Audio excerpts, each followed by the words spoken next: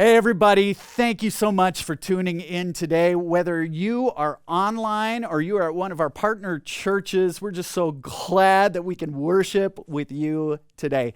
Today, we are in the first week of a worship series which we are calling Chasing. And today, we're going to talk about one of the things I think many of us chase throughout our lives, and that's approval. Many of us, we live our lives searching, chasing after, pursuing the approval of people like our parents, our co-worker. What? You're wrong week. It's week 2. It's week 2. It's not week 1. Oh, it's week 2. I am on the wrong week. Ugh! Okay, let me get this right.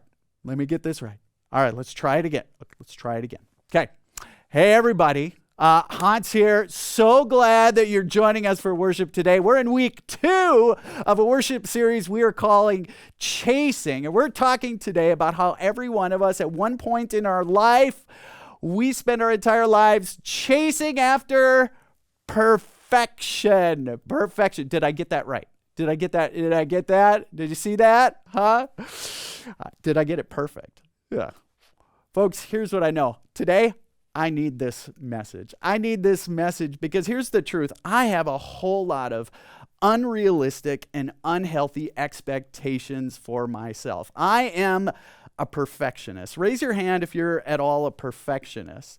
In fact, I not only have unrealistic expectations I put on myself, but I believe I need to fulfill all the expectations all of you have of me. Let me give you a little window into the life of a pastor. You maybe know this, but people have this assumption that their pastor is sort of a holy man, if you will. Now, if you know me, you know I'm anything but a holy man.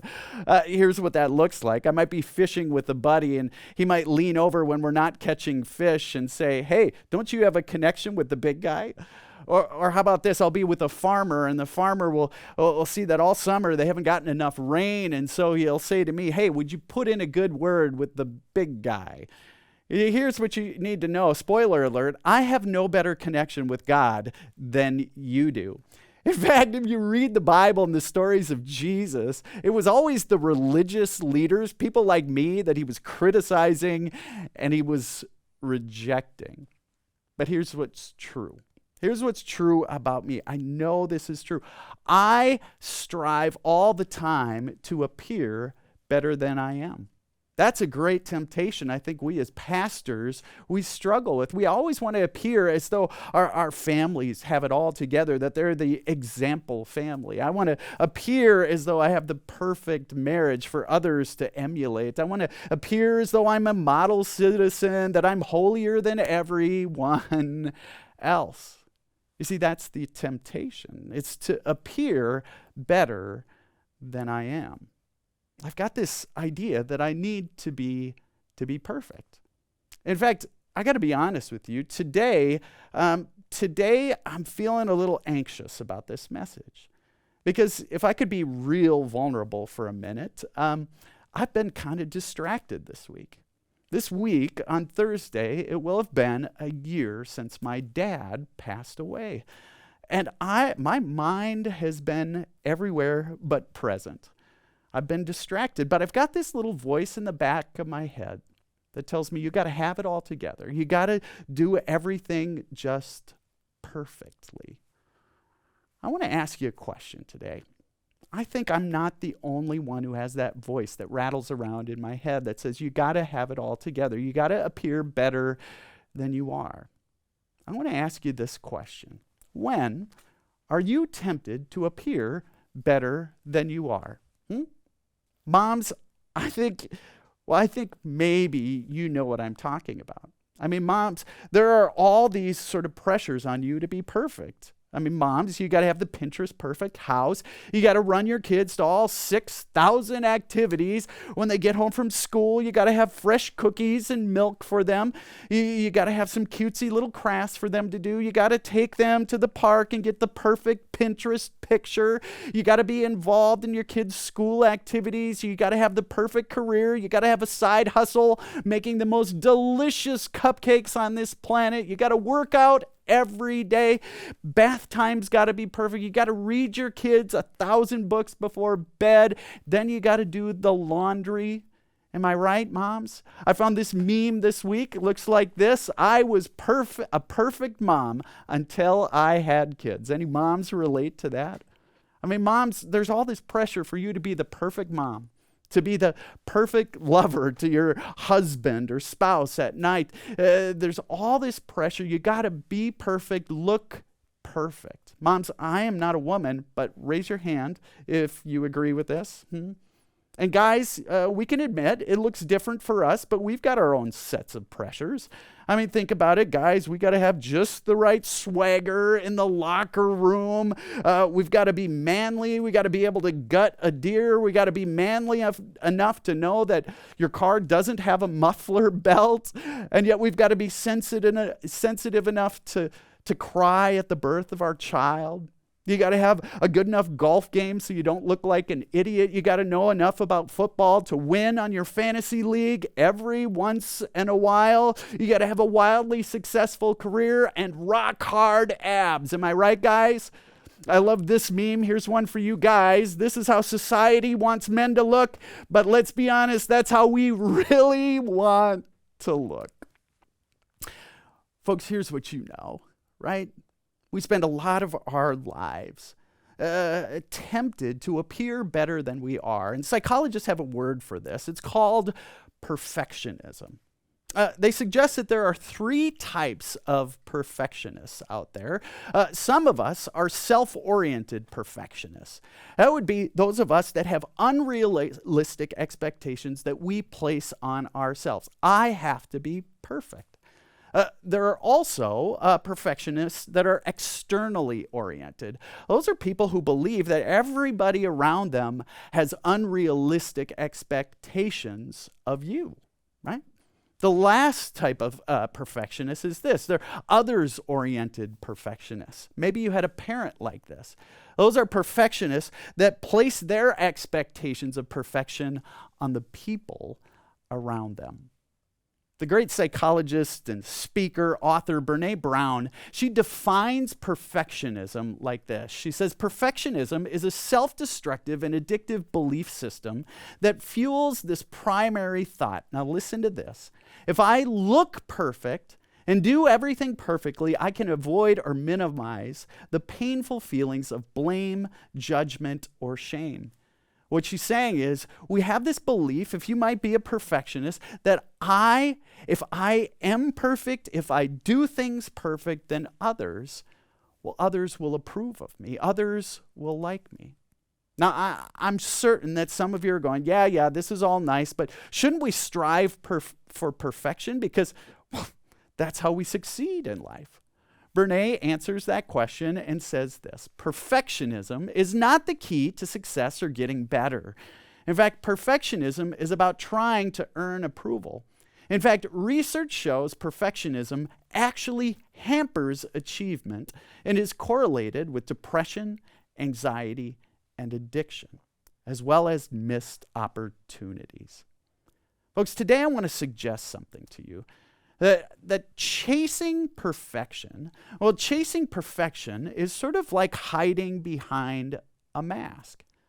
I mean, let's be real. Let's be honest. I've been vulnerable. Can't you? I mean, we all have fears. We all have insecurities. We are all human. And what perfectionism is it's sort of like this mask we put on that hides what's really going on inside us. And here's what's ironic for us who consider ourselves Christians. For us who consider ourselves Christians, religion hasn't actually curbed our pursuit of perfection. Religion has actually encouraged it. I don't know if you grew up in the church or not, but I did. And if you grew up in church, likely when you were a little kid, you had a set of clothes that you wore to church. We called it our church clothes. And those church clothes, they hung in the closet all week long. The only time you touched those church clothes was on Sunday morning. On Saturday night, the whole family, all the kids would take baths, and then Sunday morning you put on your church clothes, you wore them to church, and the minute you got home, you were to take those church clothes off. If you got grass stains playing in the churchyard after church, Mom would yell at you. I think about those church clothes. What does that say about the people who come to church wearing those church clothes? Well, you have to be perfect. Or how about this? There are certain people, maybe like you, who grew up in the church, and you learned that if you were a good Christian, you didn't dance. In fact, I had one little church lady who came to me one time. She said, "Pastor, I grew up in a church where everyone believed, the pastor would even say it, that a vertical gyration would lead to a horizontal inclination. Dancing was bad." Or how about this one? Playing cards. I remember when I was in college, my cousins and I were at my grandmother's house. It was New Year's Eve. Everybody went to bed, and we decided we're going to go to the casino. And so we got our coats and we headed out the door. I was the last one out the door, and that's when my grandmother's arm, I felt it. I felt her hand wrapping around my arm, and I turned around, and there was my grandmother in all her nightgown beauty. And she looked at me and she said, "You're not going to let them take you to that den of sinners, are you?" You see, here's the truth. Religion hasn't curbed our pursuit of perfection. It's only encouraged it. And it's created sort of this sense of religious perfectionism. I mean, Christians aren't the only ones to create this. Muslims, they are prohibited from drinking alcohol. Hindus don't eat beef. If you're Catholic, right, you don't eat meat on Fridays. And this history of sort of distinguishing between what's good and what's bad, what's perfect, what's flawed, what's clean, what's unclean, it goes way back into biblical times. In biblical times, there was this whole set of rules that were called purity codes. And they determined who was clean, who was not clean. What spaces were clean, what were not clean. Who were the people you were to spend time with? Who were you to steer clear of? Now, Jesus had sort of a complex relationship with those purity codes in the ancient world. Because Jesus, he would do things like spend time with lepers. Now, lepers were people who were sick. They had this strange disease that no one quite understood, and they were believed to be unclean. You were to steer clear of lepers. Jesus spent time with dirty tax collectors, sex workers, and filthy Gentiles. Jesus didn't encourage his disciples. He didn't require them to go through purity cleansing, religious sort of ceremonial washing before they ate. And here's the thing that happens again and again and again throughout the story of Jesus' life. Again and again, people ask Jesus, why? Why do you eat with sinners? In the book of Matthew, we hear these words. When the Pharisees, the religious muckety-mucks of the day, saw this, they asked his disciples, "Why does your teacher eat with tax collectors and sinners?" Why is this a big deal? Well, back in that ancient world, who you ate with, they were your people. They were the people that you said, "Hey, I belong to them." And again, Jesus was eating with the sorts of people, well, he wasn't supposed to. Here's what's really fascinating about Jesus. When you look at Christianity, what it's become today, and you look at the life of Jesus, think about this for a minute. Jesus rejected perfect people, and he was always embracing imperfect people. You thought about that before? The people who portrayed themselves as being the perfect people in society, Jesus was always rejecting them, criticizing them, admonishing them. It was the people who were the least perfect, the most imperfect, that Jesus had his arms wide open to. It's interesting. In the book of Matthew, Jesus goes after those religious muckety-mucks. He criticizes them to the bone. Look at this. In Matthew 23, Jesus said, "The teachers of religious law and the Pharisees are the official interpreters of the law of Moses. So practice and obey what they tell you." Now listen to this. "But don't follow their example, for they don't practice what they teach." He goes on and he says this. He says, "They crush people with unbearable religious demands and never lift a finger to ease the burden. Everything they do is for show. They love to sit at the head table at banquets and in seats of honor in the synagogues. They love to receive respectful greetings as they walk in the marketplace." Jesus again and again, he's rejecting, he's critiquing, he's admonishing the religious types, the people that everyone else thought had it all together. He would go on later in Matthew 23, "Hypocrites, you are so careful to clean the outside of the cup and the dish, but inside you are filthy, full of greed and self-indulgence. Hypocrites, you're like whitewashed tombs, beautiful on the outside, but filled on the inside with dead people's bones and all sorts of impurity." You see, again and again, here's what Jesus does. Jesus rejected perfect people, and he embraced the imperfect. Why did Jesus do this? Because Jesus knew that our striving, our chasing after perfection, it's like a mask. None of us is perfect. We're all human. And that mask of perfectionism, it just hides who we really are. It hides the fact that we're flawed, that we make mistakes, that we are in need of forgiveness and God's grace. Brene Brown describes our perfectionism like this. She says, "Perfectionism is a 20-ton shield we lug around thinking it will protect us, when in fact it's the thing that's really preventing us from being seen." See, Jesus totally rejected this idea that we have in our sort of religious culture today, that there are some that are good and some that are bad, there are some that are clean and some that are dirty, there are some that are perfect and others that are flawed. In fact, Jesus even rejected that sort of categorization when it came to himself. We read in Mark chapter 10, as Jesus started on his way, a man ran up to him and fell on his knees before him and said this, say it with me, "Good teacher," he asked, "what must I do to inherit eternal life?" Now listen to what Jesus says when he responds. He could have said, "Well, of course I'm good, and let me tell you how smart I am, how perfect I am, how much knowledge I can impart on you." But instead, how does he respond?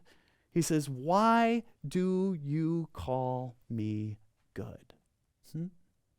Even Jesus himself rejects this notion, even for himself, that there is good and there are bad, that there are perfect and there are flawed, that there are clean and there are dirty. And so here's what I know is true about you. You have a God in Jesus who doesn't expect you to be perfect. It was so true way back in that ancient world of the Bible, and it's just as true for you today. Jesus came into this world and he said, "My people, they're the ones who are flawed, who are faulty, who have failed in life." It's just as true today. I mean, folks, you have a God for you moms who looks at you and says, "You're one of mine." Mom, you who maybe appears as though your life is really neat and perfect on Instagram, but you know it's a whole lot more messy in real life. You have a God who came for you dads who walk around pretending as though you're a whole lot more insecure or secure in who you are than you really are. We have a God who came into this world for people whose marriages are messy, whose families are mixed up and upside down. God came for those of us who have faults, who have failed, whose lives, well, are messy. Friends, here's what's true. Way back when, Jesus rejected perfect people and embraced wholeheartedly those who knew their lives were a whole lot less than perfect. So as we close today, here's Here's what I want to say. Some of you have come to church today, and maybe you're new to church. And maybe you're coming to this church because you heard a little bit about the church, and you heard that there's a lot of great things going on. But if you're really honest, you came because you believe that this is a place where a whole lot of people who get things right gather together. People whose lives are maybe a little more neat and polished. People who live the right sort of life. And here's what I want to tell you. I hate to tell you this, but if that's you, I think you've come to the wrong place. But if you come to church today and you're feeling a little beat up and worn out, you're feeling as though your life is a little bit messy, well, then I think you've come to the right place. Because here's what the church was always meant to be. It was meant to be God's gathering of imperfect people, people who are flawed and, man, know all too well that they are sinners. If that's you, welcome to church. Folks, thanks for joining us today. Let me say a prayer for you. Good and gracious God, you know we live this life where we're led to believe that we have to be perfect. And some of us, we've spent our whole lives chasing perfection. God, remind us that it wasn't perfection you came looking for when you came into this world. God, you came into this world for those of us whose lives are less than perfect. God, for that, we give thanks. We pray this in your name. And all God's people said, amen.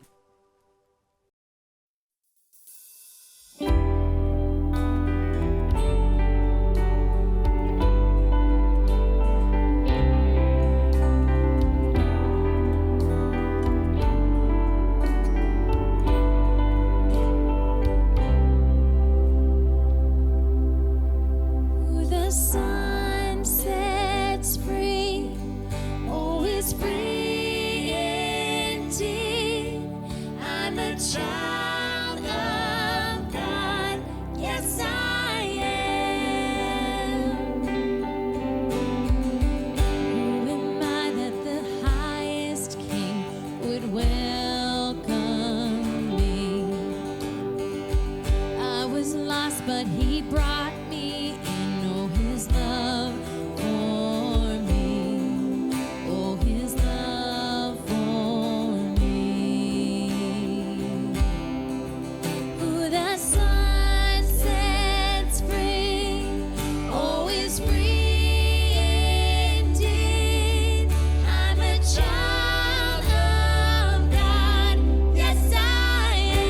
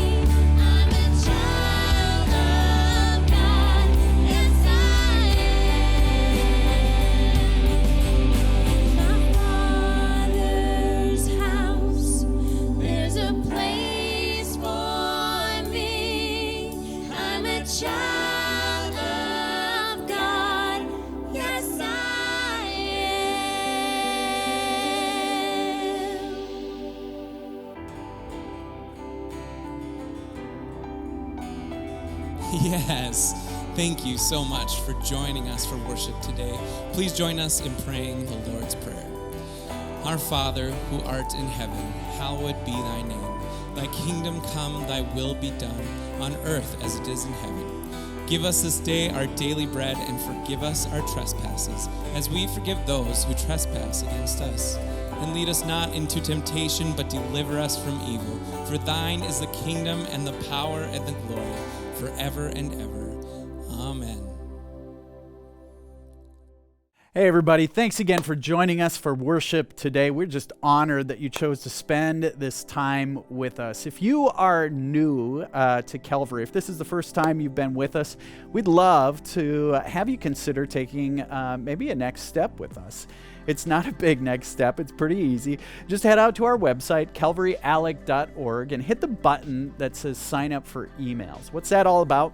Well, each week we send out a little note to people like you about all the ways you can get engaged here at Calvary, ways that together we are trying to live the life that God calls us to and growing in faith together. We'd love for you to do that. Again, head out to calvaryalec.org, hit the button that says sign up for emails. Folks, we also want to invite you, if you're ever in the Alexandria area, we'd love to meet you face to face. Join us for in-person worship here at Calvary. Our fall worship schedule looks like this. On Sunday mornings, we have 2 services at 8:30, a traditional service, at 10:30, a modern service in our new worship center. And Wednesday night, join us for a 6:30 service. Come early and enjoy a pizza meal, but join us in our worship center for a modern service. Folks, thanks so much for being with us. As we close today, I just want to thank you for your incredible generosity. It's people like you that allow us to minister to the people in our community and beyond, from the students in our school district that we pack bags of food for, to the hundreds of kids that gather here each week for programming, to the impact we're making with our partners in Ghana, West Africa. Thank you for your generosity. As we close, I invite you to consider your offerings today. You can see the ways you can make your offerings on the screen. The first is to head again out to that website, calvaryalec.org. Hit the button that says Give. You can make a one-time or a reoccurring gift there. Another way to make your gift is with that app on your phone, Venmo. You can see the handle on the screen. Also, if you want to write a check, you can do that and send it to the address on the screen. And if you're just not sure how to make your gift, or you want to make a special gift, just give us a call in the church office. We'd love to connect with you. Folks, thanks so much for being with us today. Have a great one.